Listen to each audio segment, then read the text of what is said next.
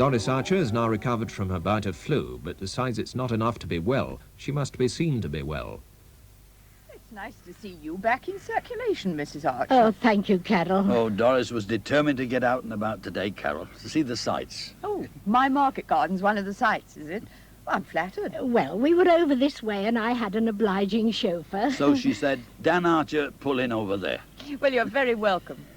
Ah, it looks as if you've got a fair crop this year, Carol. Not too bad. I dare say a lot of this stuff will find its way into your farm shop. That was the idea. It isn't any longer, then? Let's say that discussions are proceeding, shall we? With Ken and Mary Pound, eh? Yes. I heard you were opening at the end of the week. I remember, 'cause it's Palm Sunday, isn't it? Yeah, We shall, if Ken Pound has his way. but not if you have yours. Is that it? Well, it's illegal, apart from anything else. But you applied for permission, didn't you? Oh, ages ago. The wheels of authority grind exceeding slow, you know. They've ground to a halt where the farm shop's concerned, Mr. Archer. Our application hasn't even been considered. Oh, dear. You can understand Ken's impatience, can't you?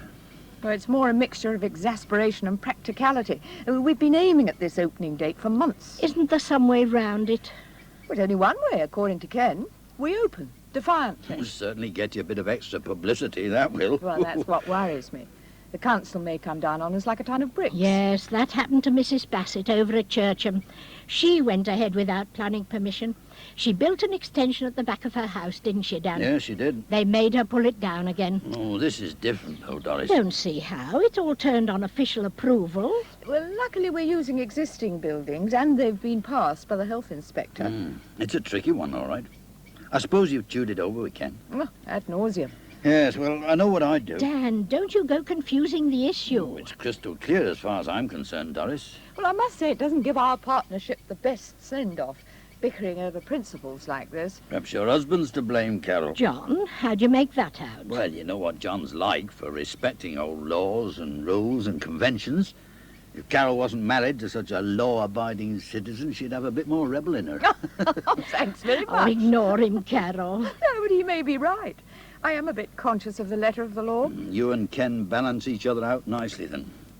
When are you going to come to a final decision? This afternoon, I hope. Ken's coming over for another chat. Oh, we shall simply have to come to a decision one way or the other. But I can't see Ken backing down. He does rather dig his heels in, doesn't he? Farmers are like that, Carol. You take my tip. Hey, watch it, Doris, or we'll have you up for libel. And that's another headache. Poor Mary. Oh, yes, I heard something about that. Farmer over at Pennyhassett took exception to what Mary said in her WI talk, didn't he? Aye. I wish I knew who he is, but when Tony rang us, he didn't have any details. Only that this man was going to take Mary to court. Oh, sounds like a cautionary tale for Ken Pound and me. What happened? Well, dear, it's a bit of a storm in a teacup, really. From what I can make out, all that Mary said about this farmer was that his affairs were in a terrible muddle. And in her opinion... I don't care what you say. You can't have it both ways, Carol. Calm down, Ken. Then talk sense. Look, all I'm saying is we must watch the legal position. Let the legal position look after itself. We're opening on Sunday, and that's all there is to it. Yes, you don't give me much room for negotiation, do you? Well, I won't hold you to the agreement if that's what you're worried about. Oh. When I say we are opening, I mean Mary and me. Oh, I see. Well, it'd be wrong to force you into something you didn't really believe in. Well, it's not that I don't believe in it, Ken. Then what's holding you back? Fears about what may happen. Well, they're not going to come and throw us all in clink, you know. Well, no. Then why be afraid? Think they'll stop us operating or something? It's possible. Listen, Carol. If they're too busy to consider our application, they'll be too busy to notice we've started trading. Word travels fast, Ken. That's what I'm relying on. We can't afford much written publicity for our opening. Look, don't you have any qualms? None. What about your wife? Mary's even more determined than I am to get the farm shop launched on Sunday. She's put a lot of work into it. Well, so have we all. Well, do you want to let it all go to waste? No, of course not, but I don't want... Well, then, take the plunge. Oh, yeah. Well, I'm very tempted, I must say. Well, what have we got to lose? Only our license to trade. Yeah, but since they haven't got round to giving us one yet, what does it matter? Oh, and you put it like that. Well, what do you say? Are you with us? Are you sure that this other farm shop you know of went ahead without official permission? Yes, definitely. And it's still going 2 years later. But with permission now? That's it. The council eventually got round to admitting it existed.